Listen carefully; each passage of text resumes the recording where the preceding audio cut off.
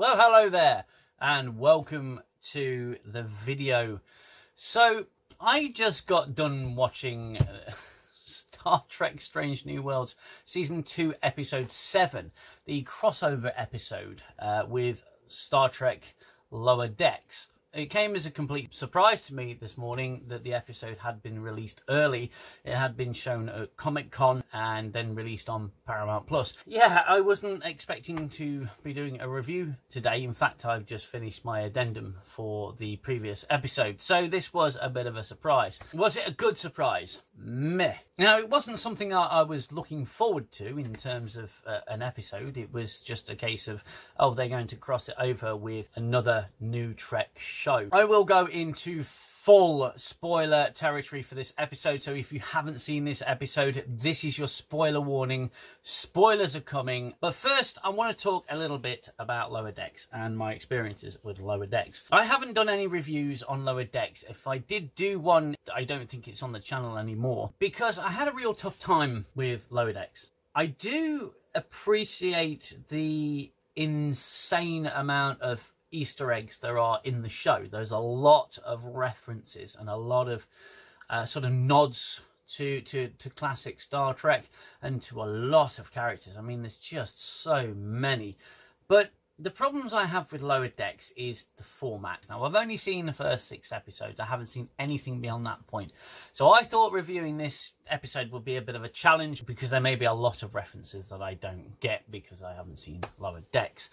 I did surprisingly pick up on quite a lot, more than I usually would. But that's partially to do with the fact that I actually watched this episode twice, because there was a lot of references that I missed. Lower Decks is a bit of a strange creature, because on the one hand, you feel that it's being respectful to Star Trek in some ways because it's referencing all of this lore and all of the characters that have come before. But on the other hand, it feels kind of disrespectful. The fact that these cadets on this ship, okay, yes, it's Lower Decks, but if you recall the Next Generation episode Lower Decks, the cadets in that were the guy who would later play Vorik, I don't actually remember his name, Nursagawa, Ensign Sito, and the cocky ensign who was at the con. They were all young people, relatively speaking. They were all young, kind of inexperienced officers. But they had a level of maturity that was right up here. They were older than children, and they were more mature than children, but they were still young and inexperienced. And I thought that set a really good tone, an example of what cadets should be. We had the same thing with the Nicholas Lucano episode. They were young people, but they were mature officers in some respects. Not overly so.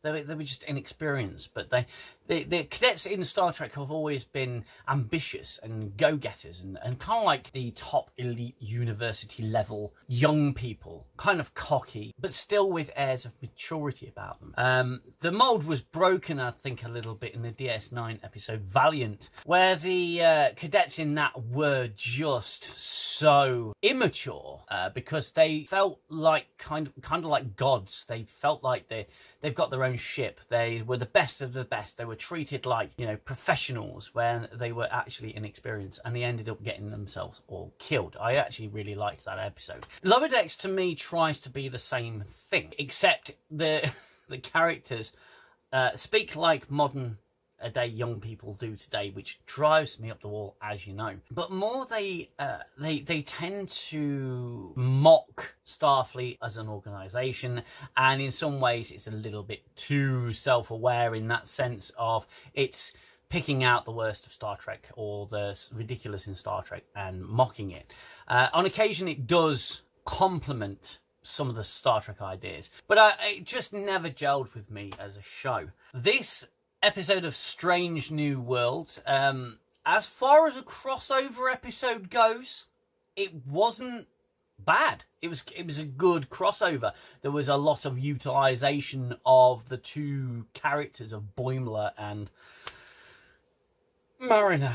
Is such a pain in the arse. Boimler is just inexplicable to me. But in terms of crossover episode, it ticked a lot of the crossover boxes. There was a lot of references. There were annoying new Trek tropes, of course. there has to be with every episode, because this is New Trek, okay? So, high five, science. Science, high five. Yes, science! We love science.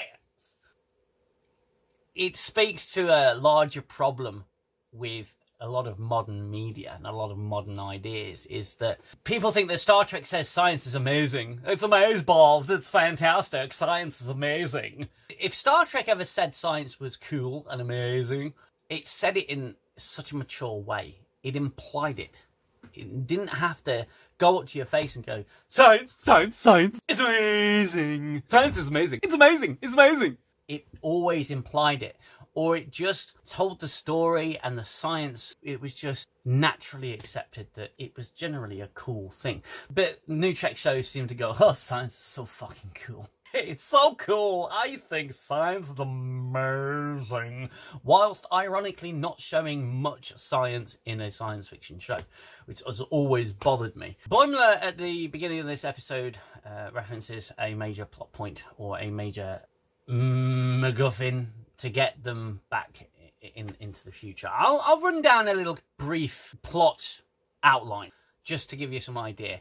Now, the episode opens with the lower deck side of things, the animated side of things. And they go to this planet with the time portal. It's Boimler's favourite portal. And Boimler ends up getting sucked through the portal. And then he winds up encountering the Strange New Worlds crew. And he's stuck in the past.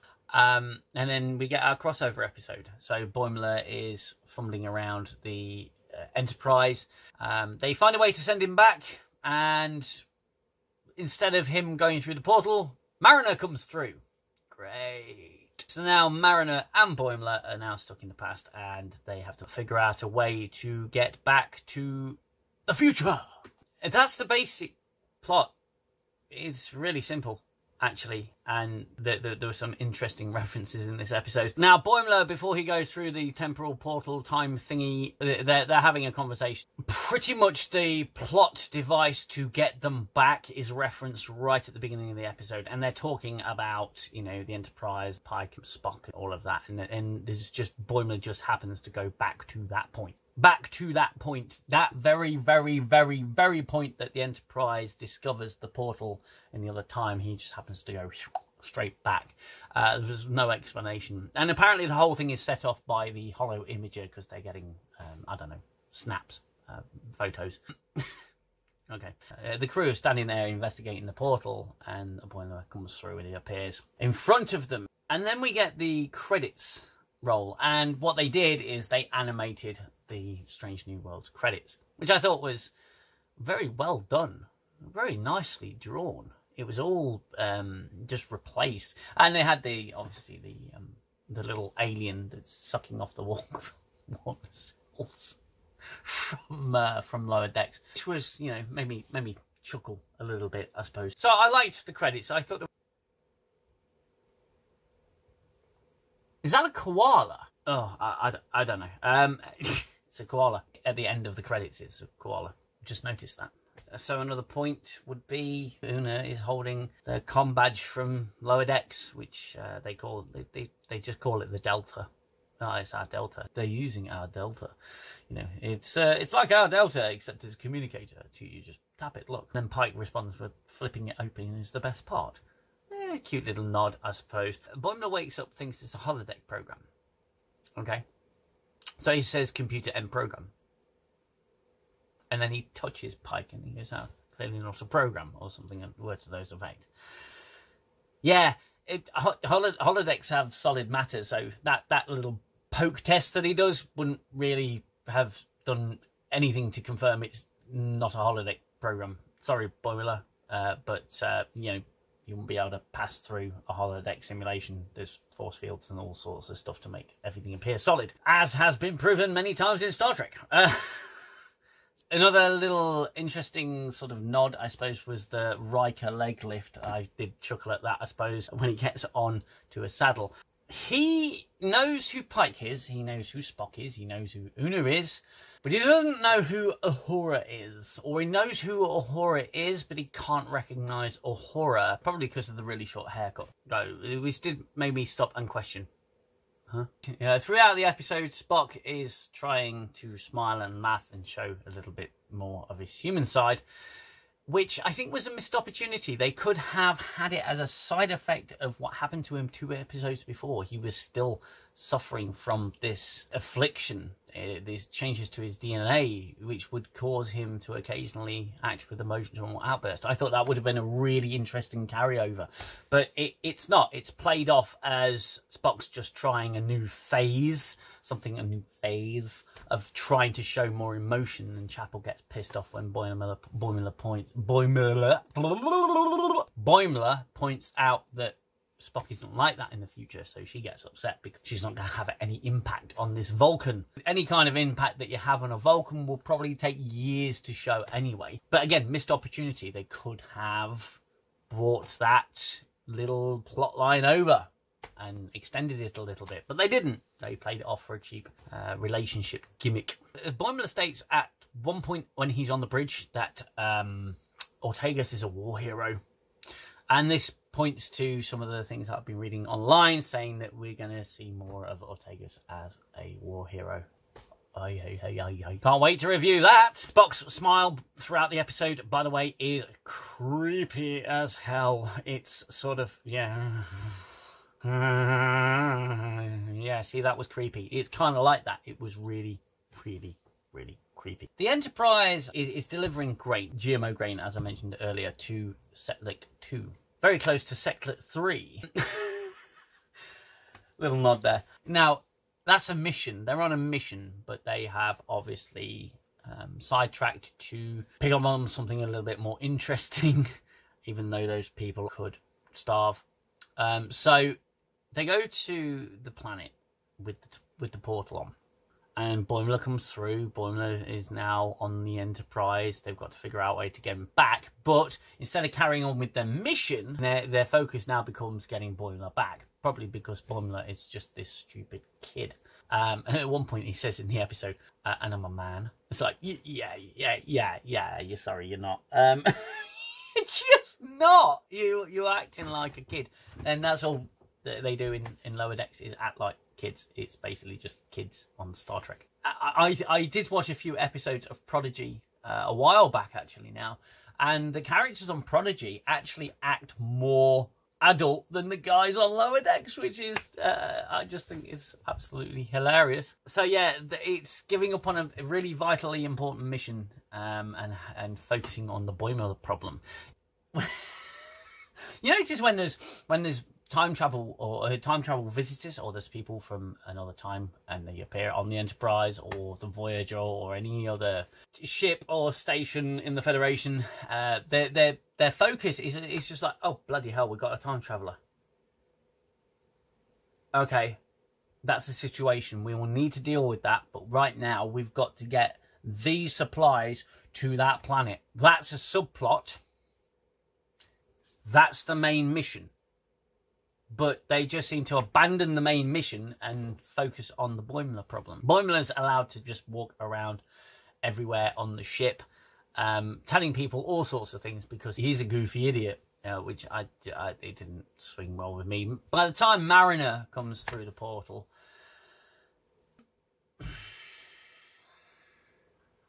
things get a little bit worse. Now, I'm not a fan of Mariner. I'm not a fan of Boimler. If I was to pick one, I'd pick Boimler, because he's less irritating than Mariner.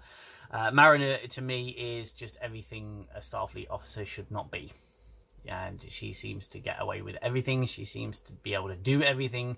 She's like Michael Burnham version 2. Don't know. She did it. She did not finish a word. It was a shortened word that should never be shortened, and it's shortened in only the way the younger generation tend to shorten words. I've mentioned it in a previous review this season when someone said no pressure instead of no pressure. Mariner says profesh.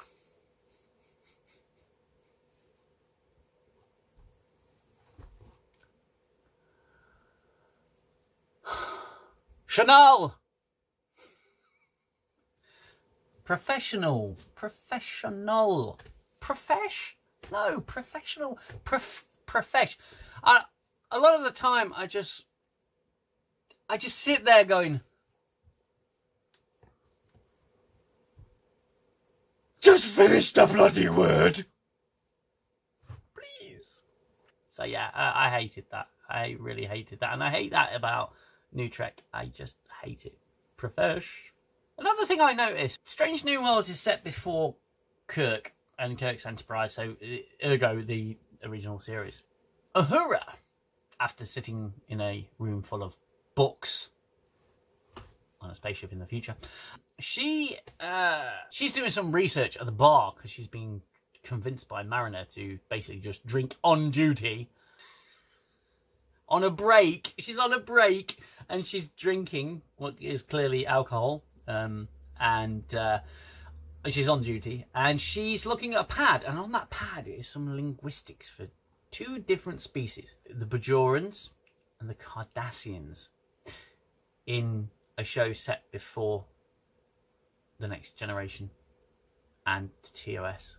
The Bajorans and Cardassians. Now, someone out there might be able to find some reference to these species in those shows, or might be able to find a specific point where it was stated that Cardassians were discovered 200 years previous to The Next Generation, and Bajorans were discovered 200 years previous to The Next Generation, but I highly doubt it. And if you do, I'll take my hat off to you and say, well, bloody hell, I was wrong. But that did stand out as something that could more than likely be a huge problem. Could just be me. But it's really, really bizarre. At one point, they're trying to create this element, this substance that enables the portal to work. Spock states that it could destroy half the ship if it goes wrong, or it could just simply not work. Those are the two worst outcomes. They generate it anyway, and then it blows up, destroying the equipment, but not half the ship. But I mean, get past that for a moment. That they could destroy half the ship, and it doesn't. Why would they conduct the experiment on the Enterprise, where it could destroy half the ship? Even one of the worst New Trek films did that correctly, and stating, look, we're working on a torpedo, but we're not doing it on the ship. We're going to do it on that moon surface there, to make sure that if it goes off, minimal casualties and minimal damage is sustained. But they just decide to do it on the ship anyway. It could blow up half the ship, which would really screw with the future of this show and this timeline, whatever timeline we're in. It could seriously mess with it, so why would they do it on the ship? That struck me as really odd. Pike cooks again in this episode, although he does do some other things. Generally speaking, you know, I'm going through a few things I really should save for an addendum, but there's plenty more for the addendum that is eventually coming for this episode.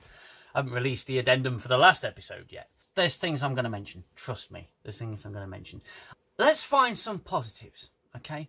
Positives are that this is a good crossover episode which features characters from Lower Decks and characters from Strange New Worlds. It does, it features both, and they interact reasonably well. It's not too bad. The characters of Boimler and Mariner I'll get to in a little while. Aesthetics are good. The cartoonization of the crew, I thought it was okay. The ship, the opening credits, that were fine.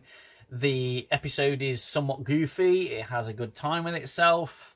It's oddly self-congratulatory, but that was to be expected. There are some good humour points. The dynamic of the two different casts are a little jarring, I would say. So, for example, you have Boimler and Mariner, who are just kids. They're just children. They behave like children. They act like adolescents, like pre-adolescents at certain points. They are just horrific characters, really, if you're putting them in Starfleet uniforms. They're horrible characters, and I really don't like them. But the Strange New Worlds crew were at least showing signs of exasperation when it came to Boimler and Mariner, especially Pike. Pike felt like the daddy in this episode. He felt like the guy who was going, oh, for God's sake, Will they shut their mouth? Will they keep their... Will they just do as they're told? I mean, that's where I'm going to start getting into the bad parts of this episode. Boimler basically just interacts with everything, and he's a complete klutz, a real dolt, and he just interacts far too much, and he breaks all of the rules. And just, aside from Pike saying he seems to be a rule follower, he breaks a lot of rules. He does break a lot of rules, not temporal rules. He doesn't keep his mouth shut. Yeah, I mean, the guy who plays Boimler in both shows. He does really well. And Mariner, again, they stay true to the characters that they were playing in Lower Decks. And that was really good, I suppose. Trying to find some positives in this, because it was a very light-hearted episode. It was an episode that you probably shouldn't take too seriously. But again, you know, Star Trek at least has some scientific explanation as to why things happen. In this episode, things just happen because they need to happen for a crossover. I both liked it and disliked it. I was really sort of on the fence with it, and I still am on the fence with this episode. I will be doing an addendum if I find time this week, because, believe it or not, there is another episode airing at the same regular time on Thursday. So I'll be reviewing that as well, and I think I know which episode this is, because I think I've seen a preview for it, and it's a musical episode. They've done a musical episode. Oh, why have they done a musical episode? They've done a musical episode, so that is going to be extremely hard to review. I do not like musicals. There are a few little exceptions. I remember watching Buffy the Vampire Slayer, and the musical episode in that was, well, I thought, really good. It was quite funny, and but it was in keeping with the universe. There was a reason or an explanation as to why it was happening. With a lot of musicals, there's just, to me, there's no rationale to it. I suppose I might come across as a bit uncultured in that sense, but I don't like musicals in general. Yeah, the next episode is going to be a tough one to review. But those are my thoughts on this episode. Please join me again for the addendum for this episode. It's going to get a bit confusing because the addendum... I've just finished the addendum for the last episode. That'll be releasing, hopefully, today on Sunday. And this review will also be releasing either Sunday or Monday, and then I've got an addendum to do before the next episode, which airs later this week. So it's going to be a bit of chaotic time. Thank God I'm off this week, off of work. So yeah, thank you so much for joining me. Thank you for listening to my ramblings about this episode, and I will see you in the next video, which will probably be very soon. Until then, you look after yourselves, you look after one another. Take care. Bye-bye for now.